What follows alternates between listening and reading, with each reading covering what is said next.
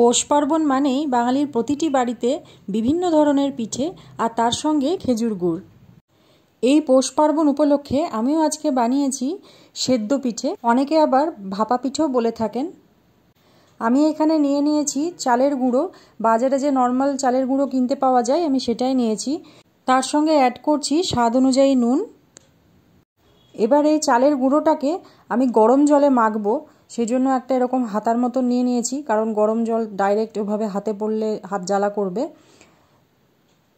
এই হাতা দিয়ে আমি কিছুটা মিশিয়ে নিয়ে তারপর আমি হাতে করে মাখবো। একটা ডো বানাবো, যেরকম রুটি করার জন্য আটার ডো বানাই সেরকমই একটা ডো তৈরি হবে। এই চালের গুঁড়োটা কিন্তু একটু নরম করেই মাখতে হবে, কারণ চালগুঁড়ি কিছুটা জল টেনে নেবে।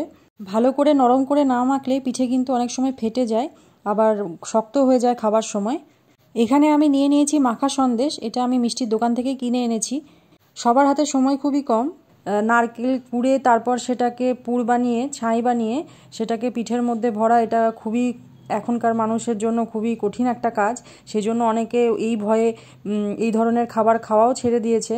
তো সহজ করে নেওয়ার জন্যই আজকে আমি এটা দেখাচ্ছি। আমি এখানে মাখা সন্দেশের পুর ব্যবহার করছি, যেহেতু এটা তাড়াতাড়ি হয়ে যাবে। মাখা সন্দেশের বদলে যে কোনো নরম সন্দেশও ব্যবহার করা যেতে পারে, খেতে কিন্তু খুবই ভালো হয়। তার সাথে পরিশ্রমও কম হয়, আবার সময়ও অনেকটা বাঁচে। আমি অনেকেই বলতে শুনেছি যে পিঠে করা খুবই খাটুনির কাজ, এতক্ষণ ধরে পুর বানিয়ে নারকেল কুড়ে পুর বানিয়ে এত কিছু করার সময় তাদের থাকে না।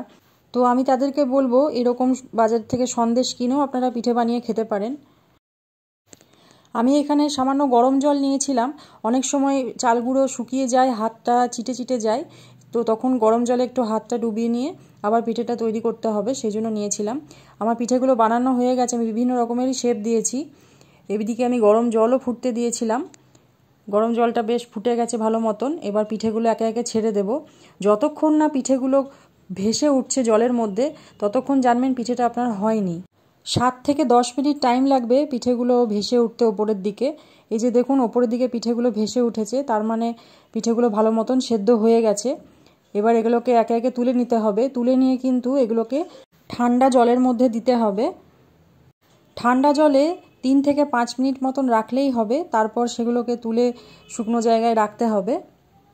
রেডি হয়ে গেছে আজকের পৌষ পার্বণ স্পেশাল রেসিপি ভাপা পিঠে বা সেদ্ধ পিঠে। এই ভাপা পিঠে বা সেদ্ধ পিঠে এরকম খেজুর গুড়ের সঙ্গে সার্ভ করুন, জমে যাবে।